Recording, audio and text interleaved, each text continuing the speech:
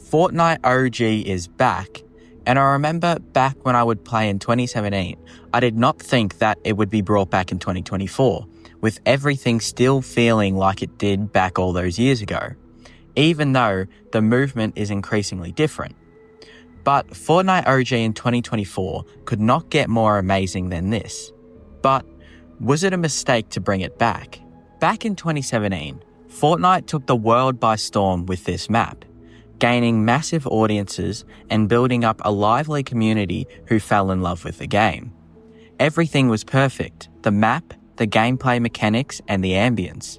The Fortnite devs really put their heart and soul into this game that was originally going to be a zombie shooter tower defense. And when Epic confirmed that the OG map and loot were coming back into its own mode, it got people very excited, but also very nervous as well. A lot of people were wondering if it was going to be an exact replica of 2017's Fortnite, or if there were going to be differences. And I know from a lot of people's opinions on the matter is that we are all blinded by nostalgia, which we might be. But now that it's back, it's seen a lot of love, but also a lot of complaints, mainly with the movement, as you can mantle and tactical sprint, which is not true to the game's old movement style. And not only that is the amount of sweats that have bombarded the lobbies with multiple players taking their frustrations out on Reddit, saying that it's a miserable experience. But this always happens when something like this comes back. All the sweats play for the first few days and then it dies down. However, the map itself is absolutely beautiful. The OG POI'S and the OG sounds and loot are all complementing each other again, with this guy actually creating the Peter Griffin meme, which is comedy gold. Now, I know a lot of people have complained about the graphics not being the same, but in my opinion, I think they don't look that bad. But I've mainly been drooling over the OG map locations. Being able to land at Greasy Grove again, like I used to back in 2017, brought back so many memories and made me feel like I was a kid again, loading onto Fortnite for the first time. And to call out those people, it wouldn't be a true experience of Chapter 1 if you weren't constantly dying all the time. But it's so refreshing being able to see Fortnite in its true cartoonish vibe again, loading up as a default character, hearing the original gun sounds, and especially the sound when picking up loot. And I know I'm not the only one reliving this, as when it released, in its first 15 minutes, there are around 1.1 million people playing at the same time, which is incredible to think that so many people were willing to step back in time to relive some of their fondest memories, even if some of it has changed. While not all is the same, it has been rumoured that Fortnite are bringing back OG live events as well. And not just one, we will see all of them. From the rocket launch to maybe the end event, I don't know.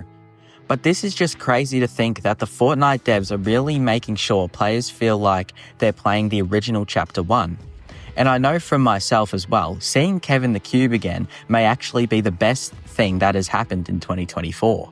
But with all this good news, this OG season may have been a mistake, as so many people are complaining about the sweat and the lack of movement, as it's such a big map and there's no cars or other movement items other than the launch pad. However, Fortnite can easily fix some of these issues, especially the launchpad debacle, where some players are reporting that they can't place the launchpad anywhere and it has to be in a specific spot. In reality, reverting back to OG was never going to be perfect in a sense, as it's so bare bones that people who got used to the new playstyle were always going to have trouble with the lack of just being able to move around the map. But the biggest reason people are having trouble getting back into this is the sweats. Mainly all the kids and young adults who played back in Chapter 1, who eventually got better and better, to the point where they obliterate everyone within a 1 kilometer radius. And this has led to a lot of players not even getting a chance to land, and they're sent back to the lobby in shambles. But Epic Games can't really do anything about that at this point in time. But what would be great to help out is adding like OG grapplers and shockwave grenades, but I believe they're coming later, as this is the very first season. With all the hype surrounding this OG season coming back, we all may just be blinded by nostalgia when complaining about not everything being an exact carbon copy of the 2017 Chapter 1. But overall, it's amazing to see the cartoonish style and POI'S placed around the map. Reliving the times dropping at the likes of Loot Lake or Greasy Grove is something that I would never have thought when Fortnite strayed away from their Chapter 1 roots.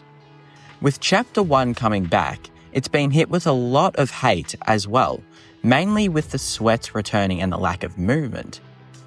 In actuality, it was never going to be as perfect as it was being made out to be, including myself. But the ambience and the vibe is still very surreal, much like playing back in 2017.